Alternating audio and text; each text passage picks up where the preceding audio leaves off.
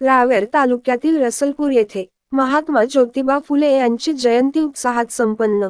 रावेर तालुक्यातील रसलपूर येथे महात्मा ज्योतिबा फुले यांची जयंती मोठ्या उत्साहात साजरी करण्यात आली आहे।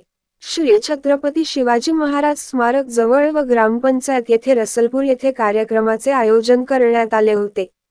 या प्रसंगी रसलपूर ग्रामपंचायत सदस्य महेंद्र महाजन व बक्षीपूर ग्रामपंचायत उपसरपंच गणेश महाजन यांच्या हस्ते महात्मा ज्योतिबा फुले यांच्या प्रतिमेला पुष्पहार घालून पूजा करण्यात आली आहे।